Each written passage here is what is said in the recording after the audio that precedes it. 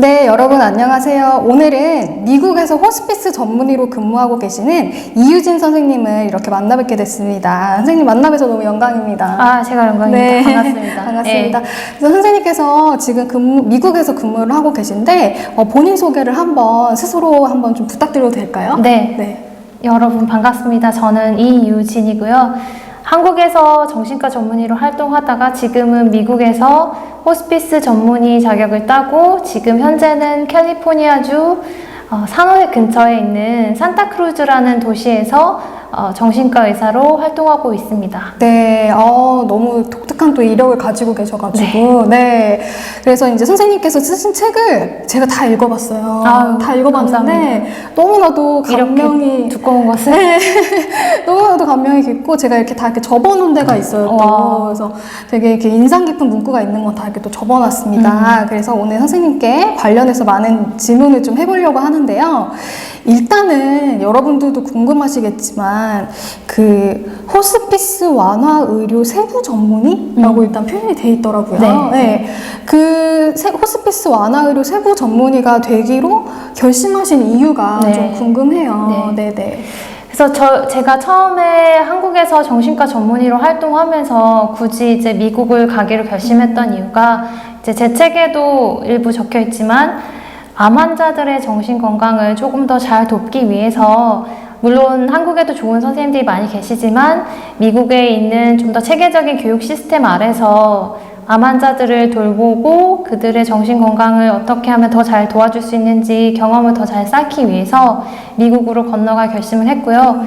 막상 미국에서 이제 의사생활 시작하다 보니까 암 환자뿐만 아니라 암 이외에도 나올 수 없는 질병인데 평생 가지고 살아야 되는 만성 질환을 가진 환자분들을 돕고 싶은 생각이 들어서 그렇게 해야지 더 많은 분들한테 실질적으로 제가 도움을 드릴 수 있겠더라고요. 암 환자에 이렇게 국한해서 말씀을 드리기보다는. 그래서 그러면은 만성 질환을 앓는 더 많은 환자분들을 도와드려야겠다 생각했다가 호스피스 완화의료라는 세부 전문의 과정이 있다는 것을 알게 됐고 그 과정이 사실은 내과에 속해 있는 분과이기 때문에 이제 정신과 의사로서 그 분야를 공부하는데 쉬운 일은 아니겠지만 그래서 더 잘 배우고 싶고 그래서 1년 더 수련 과정을 밟아야겠다는 생각을 했고요. 그래서 좀 힘든 결정이었지만 그 세부 전문의 서브 스페셜티 펠로우십 과정을 하기로 했습니다. 그래서 호스피스 완화의료라는 게 사실은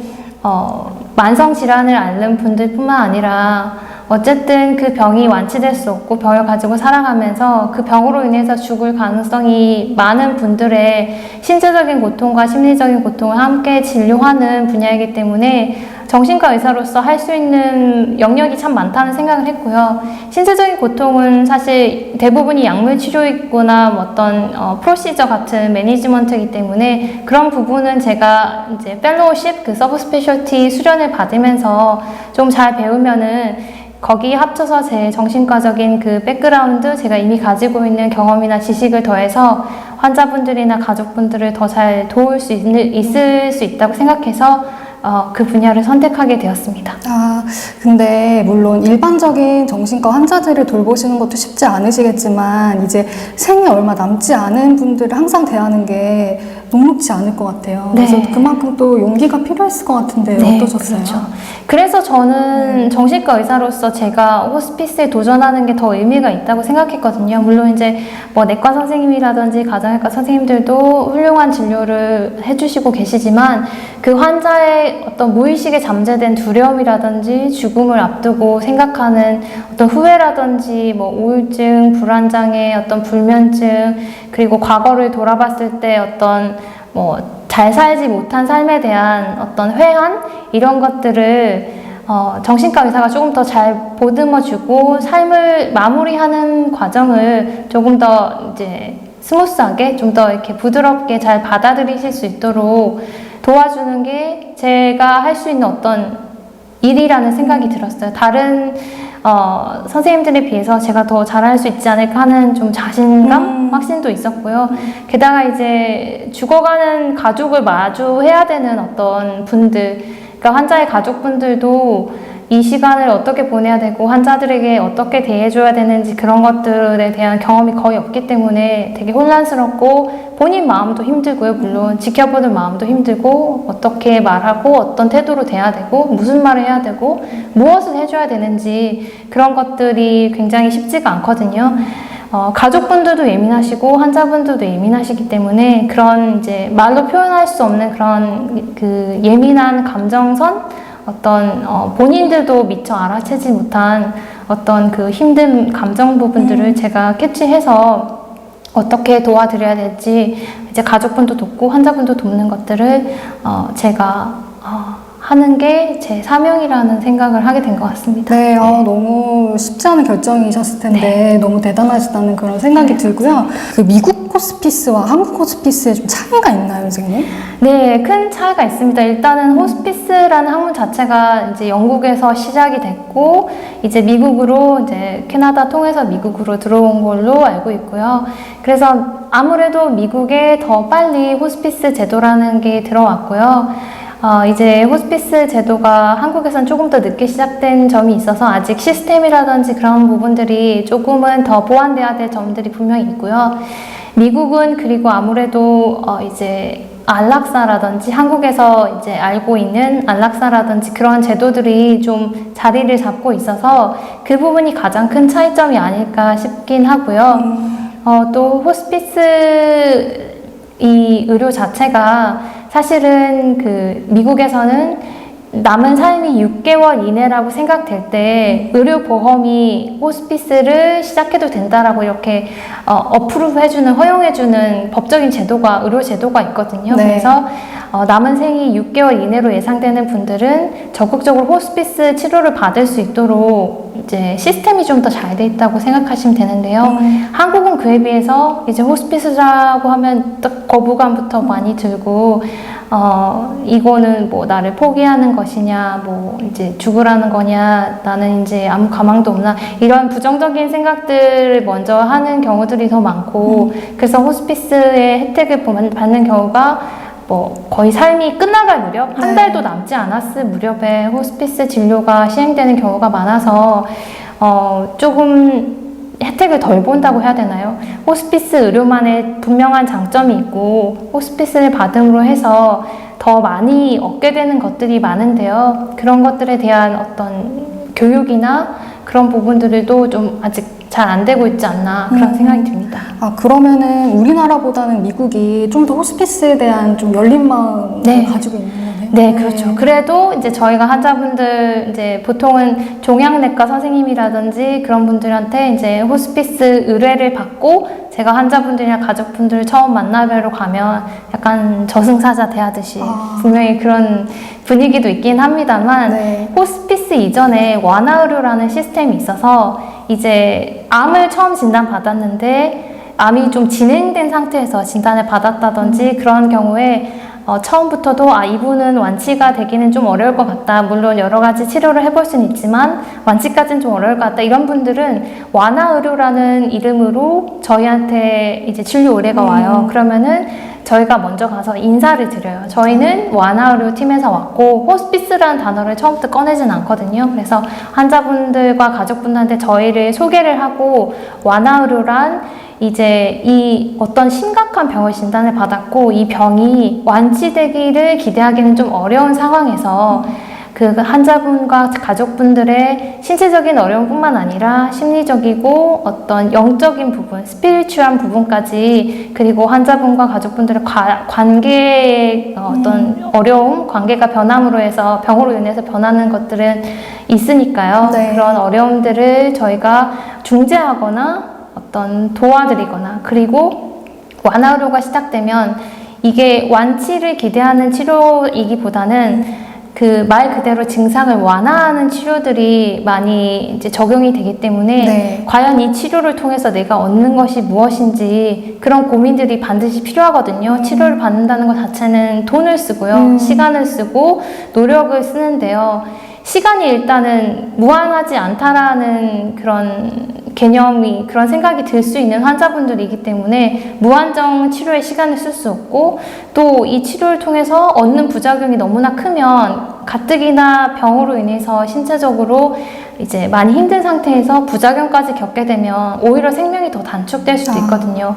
그렇기 때문에 이 치료를 통해서 내가 얻고자 하는 것이 뭔지 도대체 치료가 완치가 아니면 왜 내가 이 치료를 받아야 되는지 단순히 생명 연장인지 아니면 지금 가지고 있는 어떤 증상의 불편함을 낮출 수 있는 치료인지 뭐 암으로 인해서 식사를 못한다거나 변비가 심하다거나 뭐 걷지를 못한다거나 그런 증상들이 있을 수 있거든요. 네. 그런 증상을 낮추는 것도 완화 치료에 들어가거든요. 그거는 암을 완치하기 위한 치료의 목적이 아니기 때문에 내가 방사선 치료를 받기로 했으면 이거의 치료 목적은 무엇이냐? 내가 더 잘 걷기 위해서다. 통증 없이 남아있는 삶을 살기 위해서다. 이런 치료의 목적을 확실히 하고 이 치료를 받기로 결정하기까지의 과정.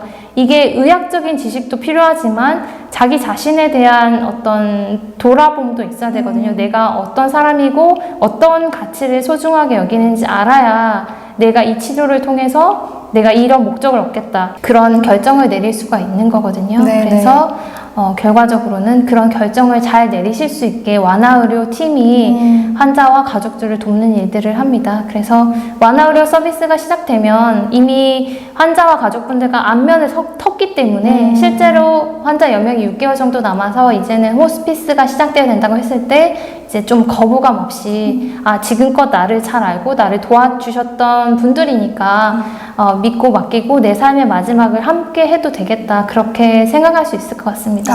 그렇구나. 그러면 미국에서 이제 호스피스 관련한 일을 계속 해보시면서 우리나라 호스피스에도 이런 점이 좀 필요하다, 좀 개선됐으면 좋겠다라고 생각하셨던 부분이 있을까요? 네, 이거는 조금 현실적인 부분일 수도 있는데요. 사실 시간과 돈이 의료에서도 굉장히 중요하거든요. 이게 의료 자원 자체도 되게 제한되어 있고 제한된 사람한테 누구에게 분배되어야지 가장 효율적이고 가장 많은 사람을 돕고 살릴 수 있을 만한 사람들을 살릴 수 있는지 그런 것들에 대한 어떤 사회적인 고민들이 이 질문의 답에는 들어갈 수밖에 없는데요. 사실은 제가 생각할 때 가장 중요한 것은 환자와 대화하는 법을 익히는 것, 그런 교육이 의료 전반에 좀 이루어져야 된다고 생각하거든요. 이제 환자분들께 나쁜 소식을 전할 수밖에 없는 의사는 굉장히 사실 심적으로 괴로울 수밖에 없거든요. 일단 좋은 소식만 들려드리고 싶고 제가 이렇게 하면 완치될 수 있습니다. 뭐 이런 그런 확신을 드리고 싶은 게 모든 의사들의 마음인데 별로 해드릴 게 없네요. 이렇게 말하는 순간 환자분들도 절망을 느끼지만 의사들도 굉장히 내가 이러려고 의사했나 이런 생각이 들 수도 있고 자기 자신에 대한 어떤 무기력감, 더 해줄 수 없는 뭔가 해줄 수 있는 게 없다는 데서 오는 무기력감이 크거든요. 그래서 환자뿐만 아니라 의사들에게도 교육이 저는 필요하다고 생각하거든요. 그게 뭔가 더 해줄 수 없다고 의학의 한계를 느끼는 게 본인의 잘못이 아니고 이거는 분명한 현실적인 한계이고 나는 이미 최선을 다했다는 것을 스스로도 확신할 수 있고 환자들에게도 더 이상 해줄 치료가 없다고 해서 이게 의료가 끝난 게 아니라 완화 의료라는 것이 있고 삶의 마지막을 고통스럽지 않게 보낼 수 있게 하는 호스피스 의료라는 것이 있다는 것을 잘 설명하고 환자분들도 잘 받아들일 수 있게 하는 그런 대화법? 그런 것에 대한 교육이 필요하다고 생각하는데요. 이게 현실적으로 어려운 이유가 의사들이 사실 환자들이랑 대화할 시간이 그렇게 많지가 않아요. 그래서 미국은 사실 이제 의사가 환자들에게 완화 의료나 호스피스 의료에 대해서 설명하는 거에 대해서 수가를 보존을 해요. 그래서 그 대화하는 시간에 대한 그 대화를 시작하는 세션 그리고 그 대화를 이어나가는 팔로우업 세션에 대해서 의사들에게 비용을 지불하거든요. 그렇기 때문에 의사들이 진료하는 시간을 쪼개서 막 이렇게 급하게 나쁜 소식만 전달하거나 그런 일이 미국에는 거의 없어요. 그래서 미국에는 만약에 어떤 종양내과 의사가 이 환자분이 완화 의료나 호스피스 의료가 필요한데 내가 이 환자를 너무 아끼고 내가 몇 년 동안 이렇게 열심히 치료했는데 이런 힘든 소식을 전하는 게 너무나 나도 괴로워서 도저히 제대로 대화할 수가 없다. 이럴 때는 그냥 저희 같은 호스피스 완화의료 의사들한테 도움을 요청합니다. 그러면은 저희가 가족분, 환자분, 그리고 담당했던 주치, 종양내과 의사분들 이렇게 다 모아서 한 테이블에 둘러앉아서 다 같이 대화를 시작해요. 그래서 어려운 얘기를 조금은 더 잘 환자분들이나 가족분들이 받아들이실 수 있게 저희가 그 미팅을 주관한다고 해야 되나요? 그래서 이제 다른 의사분들을 돕는 역할도 저희가 하고 있죠. 네, 그거 너무 좋을 것 같아요. 네, 네, 환자 입장에서도 네. 되게 필요한 시간인 것 같은데, 이렇게 문득 생각을 해보면, 이렇게 호스피스에서 이제 삶을 얼마 남지 않은 사람들을 계속 대하시다 보면 좀 의사 선생님들도 좀 우울해지지 않을까 이런 네. 생각이 또 좀 들거든요. 네. 어떠세요? 그런 질문은 제가 이제 정신과 의사로서도 많이 받는 것 같아요. 그러니까 사실 정신과 의사분들이 웃으면서 들어오는 경우는 잘 없거든요. 그쵸. 보통 되게 엄청 살고 싶지 않다, 죽고 싶다, 너무 우울하다, 기운이 없다, 무기력하다, 아무것도 하고 싶지 않다. 되게 이제 죽상이 되거나 정말 이제 무표정한 상태로 저희를 맞으시는 경우가 많은데 이제 그런 환자를 계속 보다 보면 같이 우울해지지 않냐 뭐 그런 얘기도 많이 듣는데 이제 마찬가지인 것 같아요. 근데 물론 이제 죽음을 맞는 분들을 보는 거는 슬프고 환자를 잃어버릴 수밖에 없는 운명을 가진 의사들이기 때문에 본인의 멘탈 관리를 잘해야 되는 건 맞거든요. 이제 정신과 환자분들을 볼 때도 물론 저희가 최선을 다해서 도움을 드려야 되고 그러기 위해서는 환자에게 전적으로 몰입하기보다는 환자와 나 사이의 바운더리를 건강하게 만들어서 그게 사실은 더 환자를 잘 도와드릴 수 있는 방법이거든요. 이제 환자분이 슬퍼할 때 저희가 같이 슬퍼하면 환자를 제정신으로 도울 수가 없어요. 그렇기 때문에 환자분들이 힘들어 하실 때, 그분들이랑 같이 힘들어 해주실 수 있는 분들은 친구분들, 뭐 가족분들이 있거든요. 그러니까 그거는 저희 역할이 아니에요. 의사들은 정신 똑바로 차리고, 이제 바운더리를 잘 지킨 상태에서, 이렇게 힘드신 분들을 위해서 지금 내가 해야 될 일이 무엇인지 그런 것들을 잘 캐치를 해야 되기 때문에, 그 환자분들의 무드에 너무 영향을 받으면 안 되는 걸 잘 알고 있고 그런 트레이닝을 이미 받습니다. 이제 수련 과정에서. 네. 이제 호스피스도 마찬가지인 것 같아요. 물론 처음에 호스피스를 하시는 의사분들은 특히 소아 호스피스 하시는 분들은 어린 아이들이 죽어가는 것을 되게 견디기 힘들어하는 분들이 많이 있어요. 그래서 혼자서 막 뒤에 가서 울기도 하고 막 굉장히 괴로워하시는 분들이 많으신데 이제 마찬가지인 것 같아요. 환자분들을 더 잘 돕기 위해서는 저희가 정신을 똑바로 차려야 되는 게 맞거든요. 물론 슬프지만 슬픈 와중에도 내가 그 환자분들의 슬픔을 조금이라도 낮추기 위해서 지금 무엇을 해야 될지를 잘 생각해야 되기 때문에 마음을 다 잡는 훈련을 받고요. 저희가 이제 매주 금요일 오전마다 그 한 주 동안에 잃어버린 환자분들에 대해서 이제 기리는 추모 시간 같은 걸 갖거든요. 그래서 이제 조그만 조약돌 같은 거를 이제 미리 준비를 해서 그 조약돌에 네임펜 같은 걸로 환자분들 이름 이니셜을 이렇게 적어요. 이렇게 적으면서 그 환자분들을 한 번이라도 만났던 의료진들이 다 같이 앉아가지고 자기가 이 환자분과 어떤 그 대화를 주고받았는지 어떤 감정을 느꼈는지 그분들로부터 무엇을 배웠는지 그래서 어떤 의사가 되고 싶고 앞으로 어떻게 더 다른 분들 돕고 싶은지 그런 것들에 대한 대화를 다 같이 나눠요. 그 일종의 애도 과정을 같이 나누는 거죠. 그렇게 해서 이제 큰 이제 유리병 같은 데다가 그 돌들을 모아놔요. 그러면은 한 1년쯤 되면 그 유리병이 꽉 차거든요. 그러면은 그 1년의 마지막에 그 작은 돌들로 약간 예술품 같은 걸 만들어요. 네. 이렇게 나무 같은 걸 만들기도 하고, 나무 조형물 같은 걸요. 그래서, 저희 이제 윈년차 그 펠로우였던 분들도 나무 같은 걸 만들어서 액자에다가 이제 그 조형물을 넣었는데요. 거기에 이렇게 조그맣게 메시지를 넣은 게, 우리의 스승이 되었던 환자분들을 영원히 기억하며 이렇게 적어놓고, 예. 그런 환자분들을 통해서 저희가 더 좋은 의사가 될 수 있었기 때문에 그런 메시지를 같이 포함해서 액자에 넣어서 이제 의국에 다 걸어 놓은 거예요. 그래서 그러면 이제 저희 같이 이제 후배 의사들도 환자를 대할 때 저런 마음으로 나의 스승님이다. 내가 환자로부터 오늘 또 배우고 더 좋은 의사로 거듭날 수 있는 계기가 되는구나. 되게 고마운 분들이다. 나에게 그들을 도울 수 있는 기회를 주어서 되게 영광이다. 그런 마음으로 환자분들을 대할 수 있고, 그러면은 슬픈 와중에도 이제 같이 슬픔을 나눌 수 있는 동료들이 있고, 그리고 환자들을 영원히 기억하겠다라는 그런 의식을 같이 행하기 때문에 네. 슬픔 속에서도 또 다시 다른 분들을 도울 힘을 내고 네. 또 우리 본연의 일들을 잘 해나갈 수 있는 것 같습니다. 아, 이런 문화가 우리나라에서도 좀 이루어지고 있는지 아시나요? 제가 알기로는 네. 제가 아는 바는 없고요. 아. 예, 있었으면 좋겠어요. 그러니까요. 있었으면 좋겠고 네. 사실 그 호스피스가 아니라도 우연히 자기가 오랫동안 돌보던 환자를 잃는 경험을 하는 의사분들이 굉장히 많거든요. 저도 이제 환자가 이때쯤 올 때가 됐는데 왜 외래 안 오시지 하고 차트를 열어봤더니 갑자기 교통사고로 사망하신다든지 그런 경우도 있었고, 그런 경험이 있을 때 그냥 슬프다. 어떻게 이런 일이 있을 수 있지? 그렇게 하고 그냥 넘겨버리기보다는 그 환자를 통해서 내가 어떤 것을 얻었고 나를 어떻게 성장시켰고 이 환자분이 그런 것들을 스스로 좀 기린다고 해야 되나요? 기록한다고 해야 되나요? 그런 것들은 의사 자신의 정신 건강을 위해서도 굉장히 필요하고 중요하다고 생각합니다. 네, 너무 와닿는 말씀이신 것 같습니다.